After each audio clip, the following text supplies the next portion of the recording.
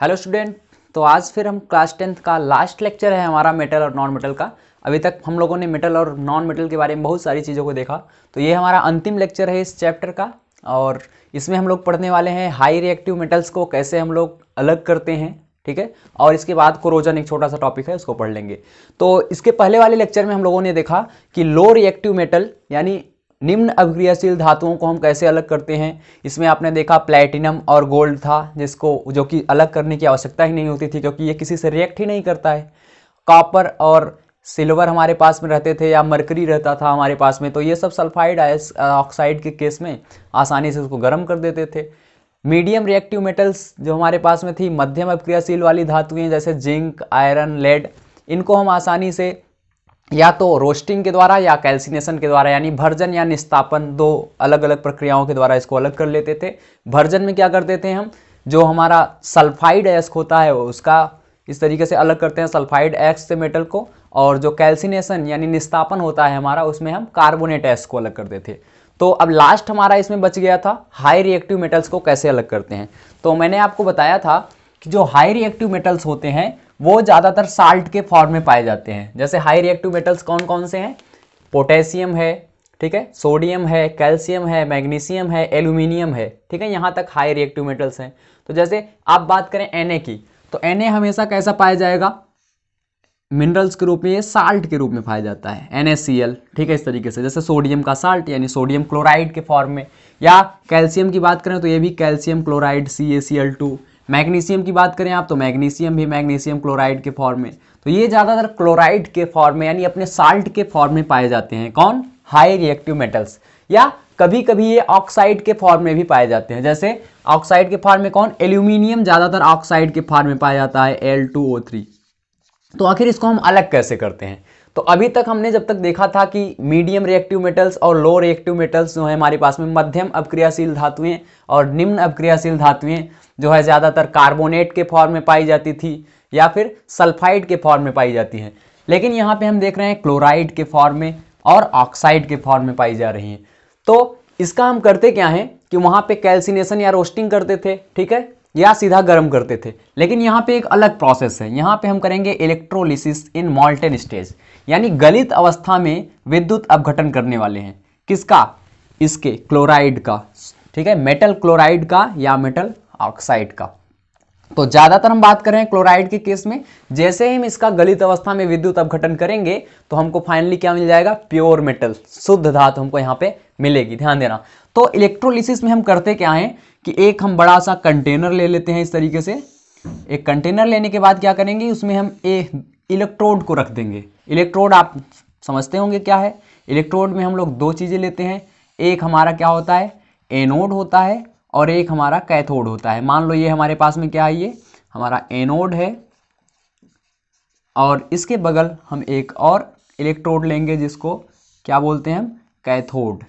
तो दो हमारे पास में इलेक्ट्रोड होते हैं, एक एनोड और एक कैथोड। तो जैसे एनोड कैसा चार्ज होता है हम जानते हैं, प्लस चार्ज होता है, ठीक है, और कैथोड कैसा चार्ज होता है, माइनस चार्ज होता है, यानी निगेटिवली चार्ज होता है।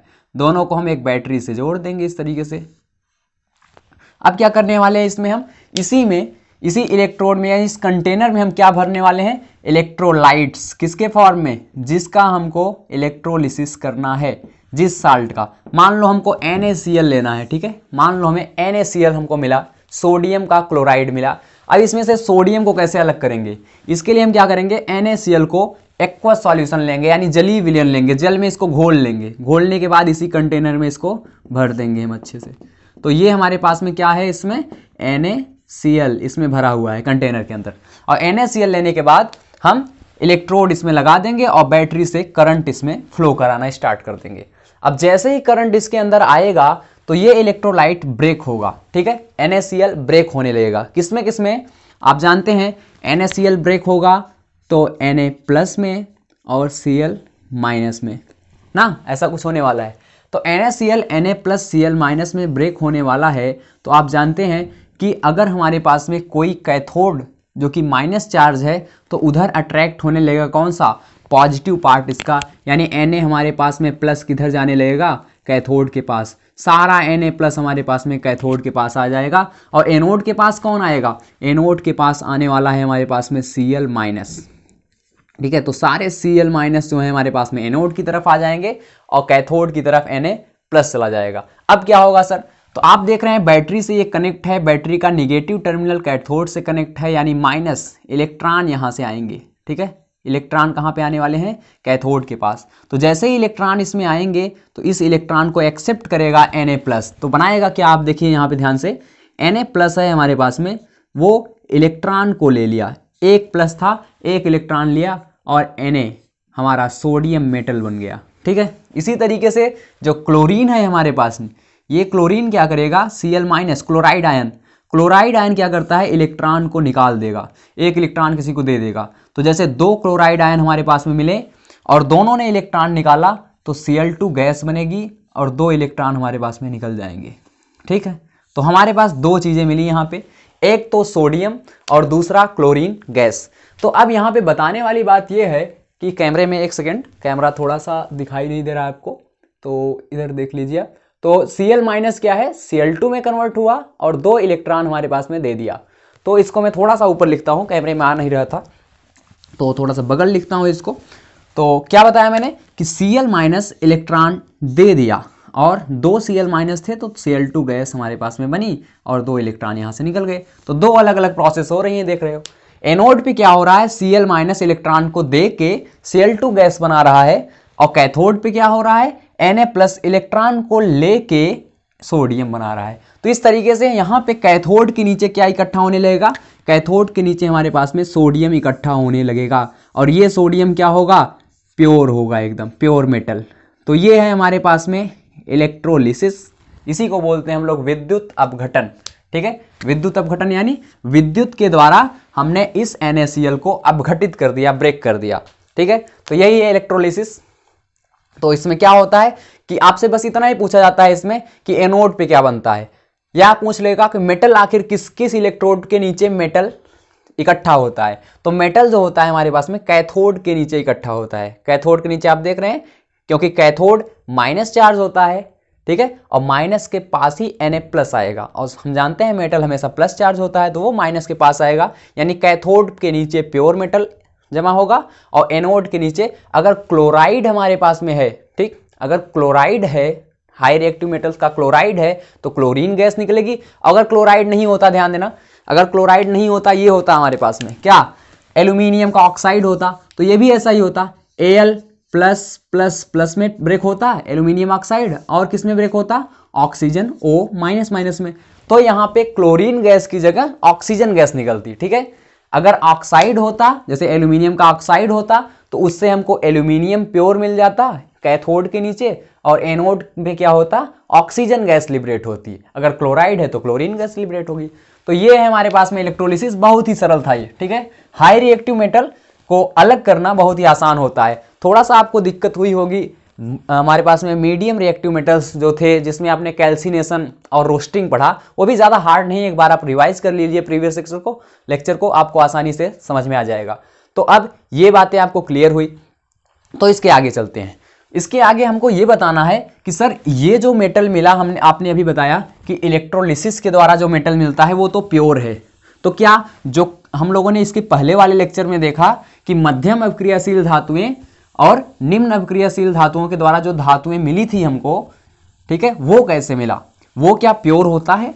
नहीं नहीं नहीं, ठीक है, वो पूरी तरीके से प्योर नहीं होता। हमने वहां पे देखा था कि कार्बोनेट से जो मिला था मेटल या सल्फाइड से जो मेटल मिला था वो पूर्णतः प्योर यानी शुद्ध नहीं होता है, तो उसको हमको शुद्ध करना पड़ता है। ठीक है, उसको प्योर करने की एक प्रोसेस है। तो अब हम वही पढ़ने वाले हैं, refining of metal.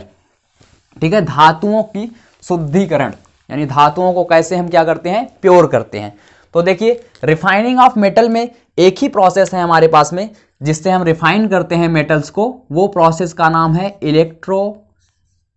Electrolytic refining. Electrolytic refining, और हिंदी में इसको बोलते हैं विद्युत अपघटनी परिष्करण। ठीक है, परिष्करण। तो ये हमारे पास में एक मेथड है मेटल को प्योर करने की। किसको? इम्प्योर मेटल को प्योर करने की। इम्प्योर मेटल आता कहाँ से है? जो मीडियम रिएक्टिव मेटल्स थे वहां से आया था। अगर मीडियम रिएक्टिव यानी मध्यम अपक्रियाशील धातुएं थी, उसमें हम जानते हैं कार्बोनेट था, तो कार्बोनेट को हमने क्या किया था? हीट किया। हीट करने के बाद वो ऑक्साइड में कन्वर्ट हुआ था। ऑक्साइड को फिर हमने रिड्यूस किया था कार्बन की उपस्थिति में, तो वहां से हमको मेटल मिला था। लेकिन वो मेटल जो था वो पूरी तरीके से प्योर नहीं था। मान लो जैसे हम कॉपर की बात करते हैं, तो हमने क्या किया था कि कॉपर का ऑक्साइड वहां पे आया, सल्फाइड मिला था, हम जानते हैं सल्फाइड मिला था। इसको हमने हीट किया था। हीट करने पे क्या हुआ था? कॉपर का ऑक्साइड बना था। फिर से इसको मैंने कॉपर सल्फाइड के साथ रिएक्ट करवाया था, तो कॉपर अलग हुआ था और SO2 गैस अलग हुई थी। ये जो कॉपर मिला था ये पूरी तरीके से प्योर नहीं था। तो इसी को प्योर करने के लिए हम यूज करते हैं इलेक्ट्रोलिटिक रिफाइनिंग मेथड या विद्युत अपघटनी परिष्करण। इसमें क्या होता है देखो, इसमें भी सेम ऐसा ही होता है जैसे हमने इलेक्ट्रोलिसिस में किया, लेकिन इसमें जो इलेक्ट्रोड बनाते हैं हम, वो दोनों के दोनों इलेक्ट्रोड किसके बनते हैं? कॉपर के बनते हैं। जैसे एक एनोड बनाया था अभी हमने, एक कैथोड बनाया था, तो जो एनोड और कैथोड बनेगा वो इसी कॉपर का बनेगा। लेकिन इंपॉर्टेंट बात यह है, इसको मैं इरेज करता हूं थोड़ा सा, तो इंपॉर्टेंट बात यह है कि आखिर एनोड और कैथोड कैसे कॉपर का बनेगा। तो एक बार मैं फिगर बनाता हूं इसका फिर से आपके सामने। ये मान लो इस तरीके से है कंटेनर, इसमें मैंने 2 इलेक्ट्रोड लगाया, ठीक है। दोनों इलेक्ट्रोड किसका है? कॉपर का। ये भी Cu का है और ये भी कॉपर का ही है। तो सर दोनों में अंतर क्या है? अंतर यही है कि ये अगर हम इसको मान लो कि इसको क्या मानते हैं? एनोड मानते हैं, तो एनोड पे हम लोग जानते हैं एनोड प्लस चार्ज होता है। मान लो ये क्या है? एनोड है, प्लस चार्ज वाला एनोड होता है, और ये वाला मान लो माइनस चार्ज है और इसका नाम क्या होगा? कैथोड, ठीक है, ये कैथोड है। तो दोनों में अंतर क्या है? दोनों कॉपर के बने हुए हैं। अंतर ये है बेटा कि एनोड जो होता है वो इम्प्योर कॉपर का बनाया हुआ है। किसका? इम्प्योर। जो अभी हमने बताया था, ये रिएक्शन यहाँ पे लिखा था मैंने, उस रिएक्शन से जो हमको कॉपर मिली थी जो कि इम्प्योर थी, उसी को प्योर करना है, तो वो एनोड मैंने इम्प्योर कॉपर का बनाया है। किसका? इम्प्योर कॉपर का। और जो कैथोड हमने बनाया है वो किसका? प्योर कॉपर का। यानी एनोड अशुद्ध कॉपर का बनाया गया और कैथोड शुद्ध कॉपर का बनाया गया। अब इससे फायदा क्या होगा देखो, और इसमें भी तो कोई इलेक्ट्रोलाइट भरना पड़ेगा हमको, तो हाँ इसमें भी हम इलेक्ट्रोलाइट भरते हैं। कौन सा इलेक्ट्रोलाइट? इलेक्ट्रोलाइट हम भरेंगे इसी कॉपर का कोई साल्ट सॉल्यूशन, इसी कॉपर का एक लवण विलयन। जैसे मान लो इसमें हम भर सकते हैं कॉपर सल्फेट, ठीक है। क्या भर दिया मैंने इसमें? Cu, मान लो ये भर दिया मैंने CuSO4। ये क्या है? ये वैद्युत अपघट्य है, इलेक्ट्रोलाइट है, वैद्युत अपघट्य। तो एक मैंने इसके अंदर इलेक्ट्रोलाइट भर दिया। अब क्या होगा कि जैसे ही यहां से हम करंट फ्लो कराएंगे, ठीक है, यहां से जैसे ही हम बैटरी लगाएंगे एक, तो बैटरी लगाने पे क्या होगा कि इसमें हमारे पास में इलेक्ट्रॉन्स इसमें जाने लगेंगे। तो इलेक्ट्रॉन्स जब इसमें जाने लगेंगे तो ये क्या होगा? एनोड का जो पार्ट है हमारा, जो इसमें कॉपर है और इसमें क्या है? इंप्योरिटीज भी है। तो मैं थोड़ा सा इसको दूसरे कलर से बनाता हूं, इसमें कॉपर भी है और ये ब्लू कलर का या ब्लैक कलर का इसमें इंप्योरिटीज भी प्रेजेंट हैं, क्योंकि इम्प्योर कॉपर है, ये ध्यान देना। तो इंप्योरिटीज भी है। ये कॉपर क्या होगा? यहां से प्लस प्लस के चार्ज में यानी ऑक्सीडाइज होने लगेगा। क्या होने लगेगा? ऑक्सीडाइज होने लगेगा। तो ये Cu++ बनाएगा। कौन सा? एनोड का इम्प्योर कॉपर Cu++ बनाएगा, और ये Cu++ क्योंकि ऑक्सीडाइज हो गया है तो माइनस वाले के पास जाएगा, क्योंकि माइनस वाले के पास इलेक्ट्रॉन है, और इलेक्ट्रॉन से ये फिर क्या होना चाहेगा? अपना फिर से नॉर्मल होना चाहेगा, यानी Cu फिर से बनाना चाहेगा। तो ये कॉपर फिर से चला जाएगा किसके पास? कैथोड के पास। तो ध्यान दीजिएगा, एनोड से जो इम्प्योर कॉपर था वो मॉल्टेन स्टेज में इसमें से आयंस के रूप में आया वैद्युत अपघट्य में, और वैद्युत अपघट्य से फिर से पहुंच गया किसके पास? कैथोड के पास। और कैथोड से इलेक्ट्रॉन लेके फिर से ये Cu++ क्या किया? 2 इलेक्ट्रॉन लिया और फिर से कॉपर बना दिया। लेकिन ये जो कॉपर बना बेटा, ये क्या हुआ? ये प्योर फॉर्म में यहां पे आया, और इस पे क्या होगा? धीरे धीरे इकट्ठा होने लगेगा। वो कॉपर क्या होगा? जो एनोड वाला इम्प्योर कॉपर था वो क्या होगा? यहां से गलता जाएगा लगातार, यहां से कम होता जाएगा। ऐसे बना सकते हो इसको कि ये लगातार यहां से कम होता चला गया, तो ये कम होता जाएगा और यहां से गलता हुआ ये इसके पास कैथोड पे इकट्ठा होने लगेगा। और जो कुछ भी इसके अंदर इंप्योरिटीज होगी, मान लो इसके अंदर इम्प्योर कॉपर था ना, तो जो कुछ भी इंप्योरिटीज होगी, अगर वो इंप्योरिटीज क्या होंगी, घुलने लायक होगी तो इस सॉल्यूशन में घुल जाएगी। अगर वो घुलने लायक नहीं होगी तो यही नीचे इकट्ठा होने लगेगी। कहाँ पे, एनोड के नीचे, यहाँ पे इकट्ठा होने लगेगी, क्योंकि इम्प्योरिटीज हमेशा एनायन के फॉर्म में होगा और यहाँ पे इकट्ठा होने लगेगा। इकट्ठा होने लगेगा तो इसी को हम लोग बोलते हैं एनोड मड। क्या है ये, एनोड मड। और इसी को हम बोलते हैं अशुद्धियां, हिंदी में बोल देंगे तो अशुद्धियां। तो जो भी इम्प्योरिटी है वो कहाँ आ गई हमारे पास में, इम्प्योरिटीज आ गई एनोड के नीचे, और एनोड का जो भी प्योर कॉपर था वो पहुंच गया कैथोड पे। तो इस तरीके से हम जो भी हमारे पास में इम्प्योर कॉपर मिलता है उसको मैं एनोड बना के प्योर कर सकता हूं। तो होता कुछ नहीं है इसमें, बस इलेक्ट्रोलिटिक रिफाइनिंग हो जाती है। इलेक्ट्रिक के द्वारा हम इसको क्या करते हैं, जो हमारा इम्प्योर कॉपर था इसको गलाते हैं, गलाने के बाद ये कैथोड पे जाके चिपक जाता है और कैथोड पे जो कॉपर आता है वो एकदम प्योर होता है, और जो भी इम्प्योरिटीज होगी वो एनायन के फॉर्म में एनोड के नीचे क्या होगी, इकट्ठा हो जाएगी। तो ये जो इकट्ठा हुई है इसी को बोलते हैं इम्प्योरिटीज। ठीक, तो ये है विद्युत अपघटनी परिष्करण, इसी के बारे में हमको बताना था आपको कि जो भी होगा ये कुछ भी हो सकता है। जैसे मैंने कॉपर को लिया तो ये कॉपर भी ऐसे हो सकता है, जिंक भी इम्प्योर हो सकता है, तो इसी तरीके से करेंगे। गोल्ड भी कभी कभी इम्प्योर मिल जाता है हमको थोड़ा बहुत, तो वो भी इसी तरीके से करेंगे। ठीक है, सिल्वर हो गया, ठीक है, आयरन हो गया। तो जितने भी हमारे पास में इम्प्योर चीजें मिलेंगी वो इसी के माध्यम से हम उसको प्योर कर लेंगे। बस करना कुछ नहीं है, मान लो आयरन की इम्प्योरिटी है तो आयरन का एक एनोड बनाएंगे इम्प्योर आयरन का, और प्योर आयरन का कैथोड बना देंगे। फिर एक आयरन सल्फेट का इसमें सॉल्यूशन ले लेंगे और ऊपर से इलेक्ट्रिक करंट को फ्लो कराना स्टार्ट कर देंगे। तो जो आयरन होगा वो प्योर होकर कैथोड पे इकट्ठा होता जाएगा, और जो भी इम्प्योरिटी होगी वो एनोड के नीचे बैठ जाएगी, जिसको एनोड मड बोलेंगे। ठीक, तो ये है हमारे पास में कॉन्सेप्ट था इसका। अब इसके आगे हमको पढ़ना है क्या, इसके आगे हमको पढ़ना है कोरोजन। ठीक है, ये खत्म हुआ आपको। तो मेटल कैसे मिलता है, मेटल को कैसे प्योर करते हैं, ये सारी चीजें मैंने आपको सिखा चुका। तो अब पढ़ते हैं कोरोजन के बारे में। कोरोजन के बारे में मैं चैप्टर 1 में भी थोड़ा बहुत आपको बताया हूं, फिर से यहाँ पे बात करता हूं। कोरोजन या हिंदी में बोलते हैं संक्षारण। तो संक्षारण क्या होता है, देखो कोई भी मेटल होता है अगर वो एयर की प्रेजेंस में आता है तो वो किसी न किसी से रिएक्ट कर लेता है, और ज्यादातर कोरोजन यानी संक्षारण उन्हीं धातुओं का होता है जो हाई रिएक्टिव होते हैं। कैसे, हाई रिएक्टिव, क्योंकि जो हाई रिएक्टिव होगा वो क्या होगा, वो किसी न किसी से रिएक्ट कर लेगा और कोई ना कोई कंपाउंड बना लेगा। लेकिन जो लो रिएक्टिव होगा वो धातुएं कभी भी संक्षारित नहीं होती हैं, ध्यान देना। जैसे यहाँ पे अगर कोई पूछे कि मैं गोल्ड को ले आके ऐसे रख देता हूँ, पानी में डाल देता हूँ गोल्ड को, तो क्या गोल्ड खराब हो जाएगा, नहीं होगा। क्या गोल्ड में जंग लग जाएगा, नहीं लगेगा। प्लेटिनम में लगेगा, नहीं लगेगा। क्यों, क्योंकि ये एकदम ही लो रिएक्टिव मेटल्स हैं, ऐसे मेटल्स हैं जो किसी से रिएक्ट ही नहीं करेंगे।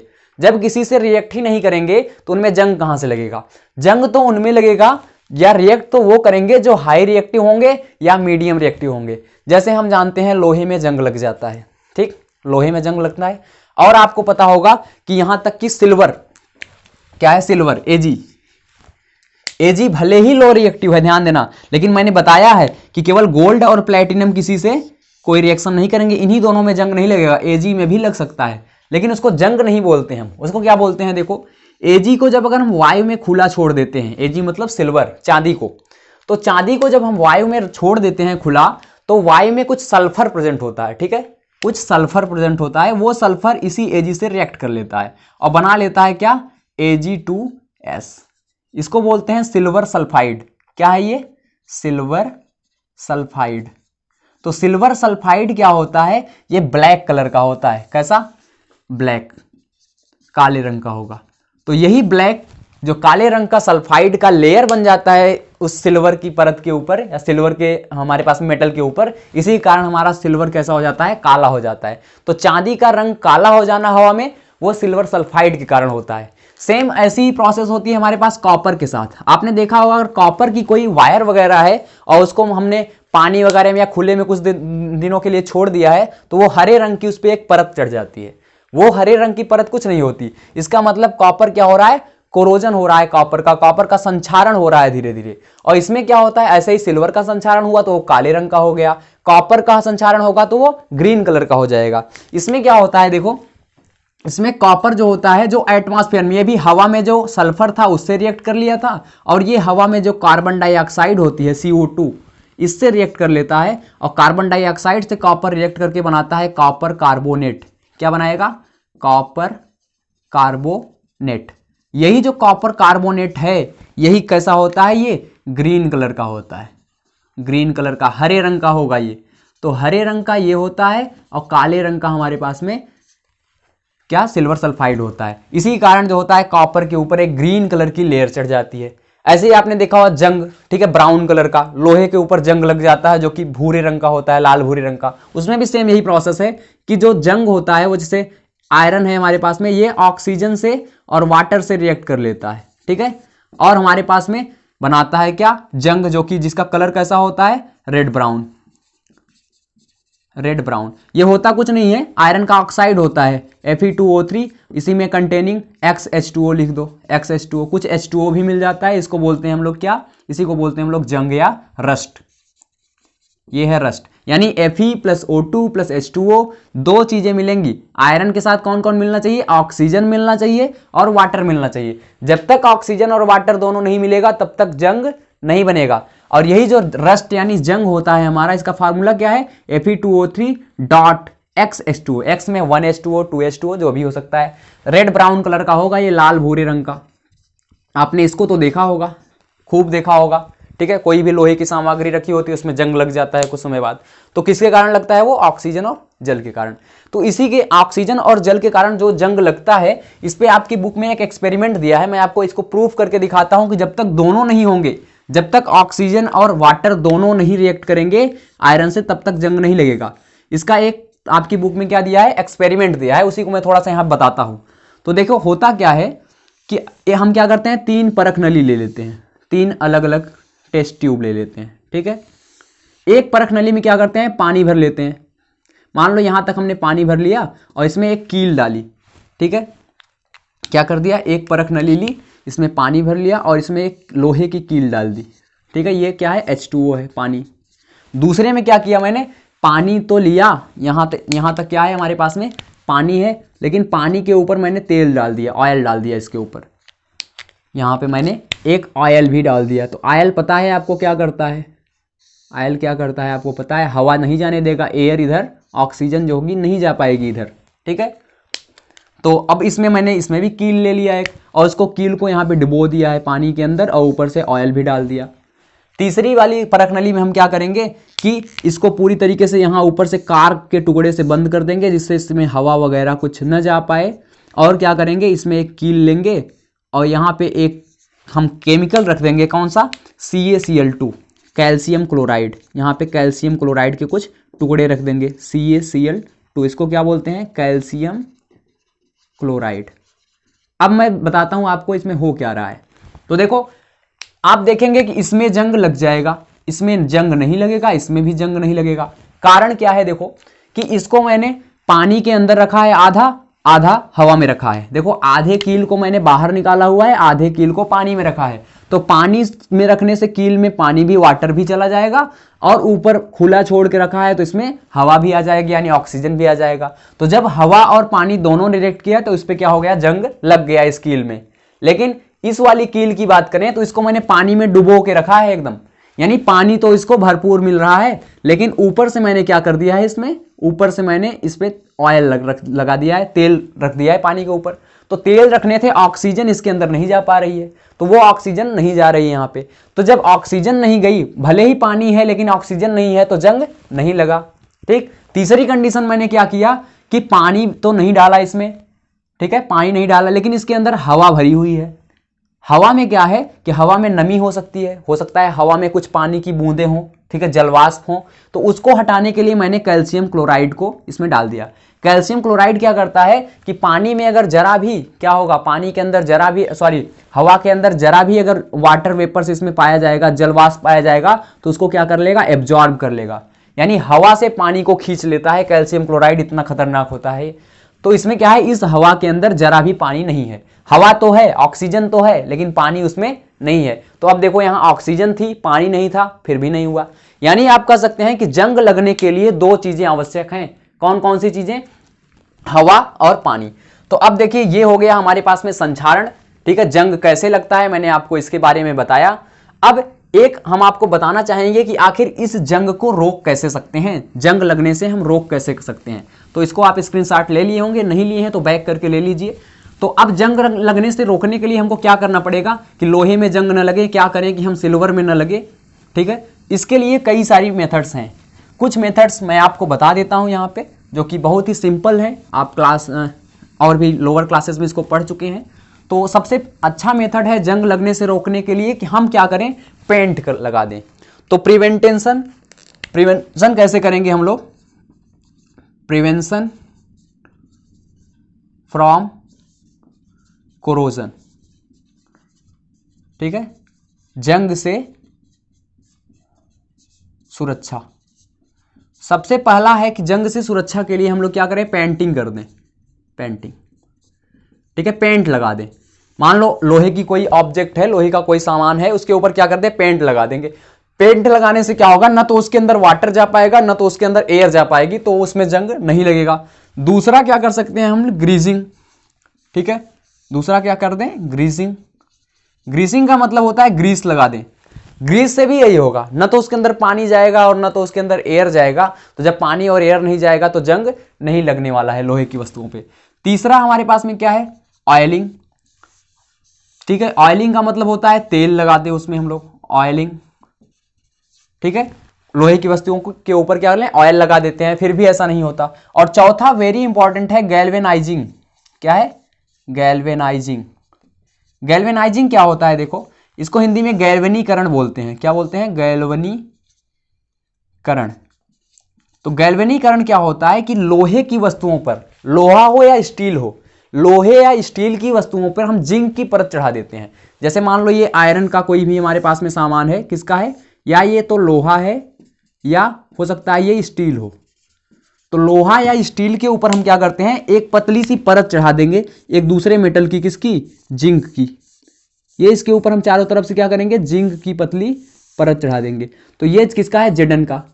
तो जिंक की परत चढ़ाना लोहे या स्टील के ऊपर गैल्वेनाइजिंग कहलाता है, ठीक है। अगर जिंक की परत चढ़ा दिया लोहे के ऊपर तो लोहे में कभी भी जंग नहीं लगेगा। ये हमारे पास में चौथी मेथड थी, गैल्वेनाइजिंग। और भी कई सारे मेथड्स हैं। इस जैसे पांचवें में हम लोग जिंक की जगह क्या कर सकते हैं, लोहे के ऊपर क्रोमियम की प्लेट चढ़ा सकते हैं। क्रोमियम भी हमारे पास में एक मेटल है, ठीक है। यहाँ पे हम क्या करते हैं, क्रोमियम की प्लेट चढ़ा दें। ये बीच में आयरन है और इसके ऊपर क्या करते हैं, सीआर, ठीक है, क्रोमियम की प्लेट चढ़ा दें। तो ये सारे, जैसे आप साइकिल का हैंडल देखते होंगे, तो साइकिल का जो हैंडल वाला हमारे पास में व्हाइट शाइनिंग पार्ट होता है हैंडल का ऊपर, ठीक है, तो वो उसके ऊपर क्रोमियम की परत चढ़ी होती है। तो आप देखेंगे साइकिल के हैंडल पे कभी भी क्या होता है, जंग नहीं लगता। या नई साइकिल लेके आइए, उसमें उसका जो रिम होता है, ठीक है, रिम पहिए का, उसमें भी क्रोमियम की परत चढ़ी होती है, तो वो भी जंग वगैरह उसमें नहीं लगता। तो ये कुछ मेथड्स हैं जिसमें हम लोग क्या कर सकते हैं, प्रिवेंट कर सकते हैं, किससे, रस्ट से या क्रोजन से। जंग से हम लोग सुरक्षा कर सकते हैं, संक्षारण से सुरक्षा कर सकते हैं। यहाँ पे जंग न लिख के अगर हम संक्षारण से सुरक्षा बोलें तो और भी अच्छी बात है, ठीक है। तो संक्षारण से सुरक्षा करने के लिए ये सारी कुछ मेथड्स थी। अब लास्ट हमारे पास में इस चैप्टर का टॉपिक है, ये आप स्क्रीनशॉट ले सकते हैं इसको। लास्ट टॉपिक है हमारे पास में क्या, लास्ट टॉपिक है हमारे पास में एलोविंग, मिश्रातु। हिंदी में बोलते हैं कभी कभी मिश्र धातु बोलते हैं, या कुछ लोग मिश्रातु भी बोलते हैं। तो एलॉय क्या होता है, एलॉय होता है दो या दो से अधिक धातुओं का होमोजेनस मिक्सचर, ठीक है। The homogeneous mixture of two or more than two metals is known as alloy.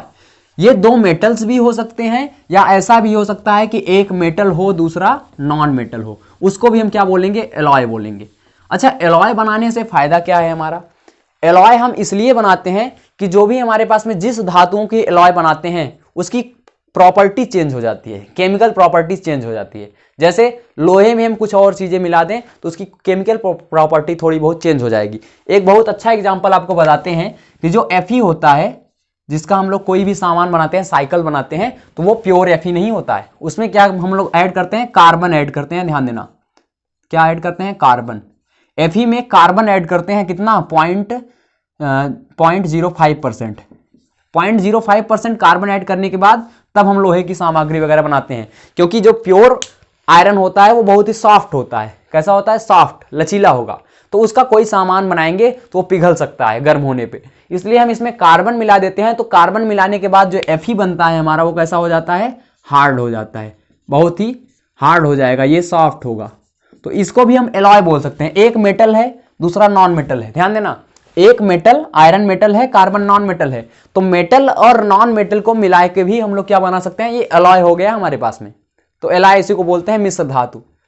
तो हम बात क्या कर रहे हैं अभी, एलॉय की या मिश्र धातु, या कभी कभी मिश्रातु भी इसको लिखा होता है। मिश्रातु लिखा होगा या मिश्र धातु लिखा होगा। तो मिश्र धातु कैसे बनता है, दो मेटल को मिला के या एक मेटल दूसरा नॉन मेटल को मिला के। सेम प्रोसेस ऐसे ही हम करते हैं गोल्ड के साथ। गोल्ड आपने सुना होगा AU, ठीक है, ये सोना है। तो सोने में हम लोग, सोना जो होता है एक होता है 24 कैरेट का, ये सोना कैसा है 24 कैरेट का।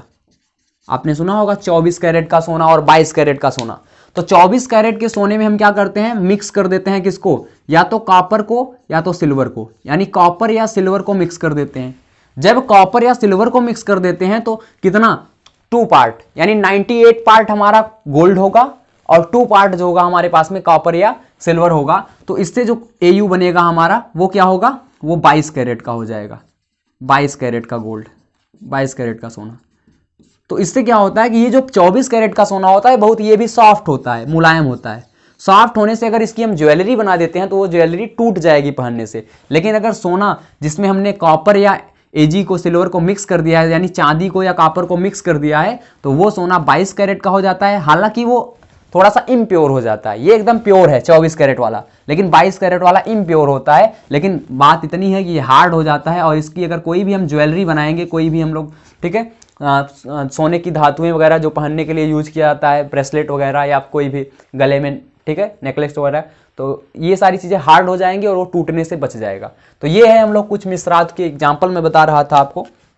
तो देखो, सोने का प्योर फॉर्म कुछ अलग कैरेक्टर था, सॉफ्ट था, लेकिन जैसे ही मैंने इसका एलॉय बना दिया तो क्या हो गया, हार्ड हो गया। तो प्रॉपर्टी, जिसकी जो गुणधर्म है वो चेंज होते जा रहे हैं। और मैं कुछ आपको एलॉय के बारे में बताता हूँ, बहुत ही फेमस एलॉय हैं जिसको आपको याद भी रखना है अच्छी तरीके से, ठीक है, याद भी रखना है उन सारे एलॉय को। एक बहुत ही अच्छा एलॉय, आपने पीतल का नाम सुना होगा, ठीक है, पीतल की बहुत सारी चीजें बनाई जाती हैं, बर्तन वगैरह पहले बहुत बनाए जाते थे। तो पीतल भी एक एलॉय है। पीतल को बोलते हैं क्या, ब्रास। तो पीतल किससे बनता है, देखो, कॉपर और जिंक, कॉपर और जिंक मिलाते हैं तो क्या बनता है, ब्रास। ब्रास को ही बोलते हैं पीतल। कोई पूछे पीतल किससे बनता है, तो पीतल बनता है कॉपर और जिंक का, ठीक है। पीतल क्या है, एक मिश्र धातु है। तो देखो, दो धातुएं मिल रही हैं, एक कॉपर धातु, एक जिंक धातु, दोनों को मिला के मैंने ब्रास बना दिया पीतल, और पीतल एक मिश्र धातु है। अब देखो, इसका केमिकल प्रॉपर्टीज की चेंज हो गई। कैसे चेंज हो गई, कॉपर जो होता है वो विद्युत का बहुत अच्छा चालक होता है, ठीक है। ये कैसा है, कंडक्टर है, ठीक है, गुड कंडक्टर है, बहुत अच्छा कंडक्टर है, गुड कंडक्टर ऑफ इलेक्ट्रिसिटी, ठीक है, हाँ, इलेक्ट्रिसिटी, विद्युत का अच्छा चालक है ये। लेकिन अगर जब हम इसको मिला देते हैं, कॉपर ऐसा था, ब्रास पीतल कैसा हो गया, पीतल बैड कंडक्टर हो गया, ठीक है, बहुत अच्छा, यानी कि इतना अच्छा गुड कंडक्टर नहीं जितना है। हालांकि पीतल भी विद्युत का चालन करता है, लेकिन कॉपर के जितना अच्छा नहीं करता। कॉपर बहुत अच्छा विद्युत का चालन करता है। तो पीतल जो होता है बैड कंडक्टर, थोड़ा सा इससे वीक हो जाता है। तो देखो, प्रॉपर्टी इसकी चेंज हो गई। तो प्रॉपर्टी चेंज करने में भी हम लोग मिश्र धातु को बना देते हैं कि प्रॉपर्टी उसकी चेंज कर दी जाए। तो ये थोड़ा सा बैड कंडक्टर हो जाता है, किसका, इलेक्ट्रिसिटी का, ठीक। ऐसे ही सेम इसी तरीके से एक और मेटल बनाई जाती है, उसका मैं नाम बताता हूं आपको। कॉपर और कौन मिला दिया जाता है, कॉपर जिंक की जगह इस बार हम लोग मिला देंगे टिन, ठीक है, ये टिन है, ध्यान देना, ये कॉपर है और ये टिन है। तो कॉपर और टिन मिला के हम लोग ब्रॉन्ज बनाते हैं, ब्रॉन्ज को हिंदी में बोलते हैं कांसा। कांसा का भी पहले बहुत खूब बर्तन चलता था पुराने समय में। तो कांसा भी किससे बनाया जाता है, कॉपर और टिन से। ये भी ऐसा ही है, कॉपर बहुत अच्छा गुड कंडक्टर है, विद्युत का बहुत अच्छा चालक है, लेकिन ब्रॉन्ज की बात करें तो बैड कंडक्टर, एकदम बैड कंडक्टर। ये इलेक्ट्रिसिटी को बहुत कम कंडक्ट करता है। तो ये देख रहे हो आप, हम फिजिकल, उसकी केमिकल प्रॉपर्टी ही चेंज कर दे रहे हैं मिश्र धातु बना के। तो ये सारे हैं मिश्र धातु। एक और बहुत अच्छा आपको एग्जाम्पल बताता हूं मैं, कि एक होता है लेड का, ठीक है, पीबी का, लेड का और टिन का। लेड और टिन मिला के हम सोल्डर बनाते हैं। क्या बनाते हैं, सोल्डर।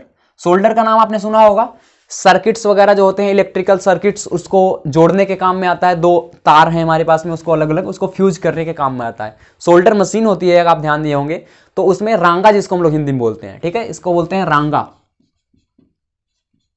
तो रांगा हम लोग किससे बनता है? लेड से और एसन से, टिन से। तो लेड और टिन मिला के हम लोग रांगा बनाते हैं, और रांगा को हम लोग यूज करते हैं इलेक्ट्रिकल सर्किट्स को फ्यूज करने में, जोड़ने में। तो ये अब देखो, ये इतना ज्यादा, इसका मेल्टिंग पॉइंट बहुत लो होता है। इसका गलनांक क्या होता है? गलनांक निम्न गलनांक होता है इसका, बहुत ही, यानी low melting point, low melting point. और इसका पूछें अगर लेड और एसन का, लेड और टिन का, तो बहुत हाई मेल्टिंग पॉइंट होता है। लेकिन जब इसका इन दोनों को मिला के, दो धातुओं को मिला के हमने मिश्र धातु बना दिया, यानी एक एलॉय बना दिया, तो वो उसका मेल्टिंग पॉइंट क्या हो गया? लो हो गया। तो ये यानी प्रॉपर्टी चेंज कर देता है। एलॉय बनाने का मतलब प्रॉपर्टी चेंज एकदम से, ठीक है। इस तरीके से हम लोग स्टील बनाते हैं। स्टील में क्या करते हैं हम लोग? आयरन के साथ मिक्स कर देते हैं, निकल वगैरह को, ठीक है। स्टील जो है वो भी मिश्र धातु है, ध्यान देना। तो आयरन का निकल के साथ रिएक्शन करा देंगे आयरन को, यानी निकल के साथ मिला देंगे तो स्टील बन जाता है। स्टील के बर्तन देखते हैं आप, जंग नहीं लगता उसमें, कभी भी जंग नहीं। स्टेनलेस स्टील वगैरह बनाई जाती है, तो आयरन में तो जंग लग जाता है, लेकिन स्टील में जंग नहीं लगता। तो ये सब देखो प्रॉपर्टी चेंज हो जाती है एलॉय बनाने से, तो इसीलिए हम लोग एलॉय को बनाते हैं। बहुत ही अच्छा प्रोसेस होता है ये सारी चीजें। तो इस चैप्टर, ये चैप्टर आपका कंप्लीट हुआ, ठीक है। थर्ड चैप्टर था मेटल नॉन मेटल। जो कुछ भी आपको नहीं समझ में आया हो, अगर कहीं की, आशा करते हैं सारी चीजें समझ में आई होंगी। अगर आपको जरा भी प्रॉब्लम है किसी भी चैप्टर से रिलेटेड, तो आप कमेंट बॉक्स में जाके कुछ भी चीजें पूछ सकते हैं। अगर चैप्टर से रिलेटेड नहीं है, कोई और भी प्रश्न है, तो वो भी आप पूछ सकते हैं। तो ये चैप्टर मैंने आपको कंप्लीट किया। आज मैंने बताया, ठीक है, हाई रिएक्टिव मेटल्स कैसे अलग किए जाएंगे, एलॉय के बारे में बताया आपको, कोरोजन क्या होता है, कोरोजन से कैसे बचते हैं हम लोग, ये सारी चीजें आपको बताया। और खासकर बहुत ही इंपॉर्टेंट है एलॉय, मिश्र धातुओं को, जो जितना भी मैंने मिश्र धातु बताया बहुत ही इंपॉर्टेंट है। जैसे इधर देखो, दो धातुएं थी, एक मिश्र धातु बन गया। जितने भी राइट साइड लिखे हैं सब मिश्र धातु हैं, सोल्डर, ब्रास, ठीक है, ब्रॉन्ज, स्टील, सारे के सारे मिश्र धातु हैं। और मिश्र धातुओं का जो कैरेक्टर होता है, जो प्रॉपर्टी होती है, जिन धातुओं से वे बने होते हैं उससे अलग होती है। और एक बहुत ही इंपॉर्टेंट बात, कि कुछ लोग कहते हैं कि मिश्र धातु केवल दो धातुओं से ही बनता है, ऐसा नहीं है। एक धातु और दूसरा अधातु भी अगर मिला देते हैं हम एक फिक्स प्रोपोर्शन में, एक निश्चित अनुपात में, तो उससे भी मिश्र धातु बन जाता है। तो एंजॉय कीजिए lecture. Thank you so much.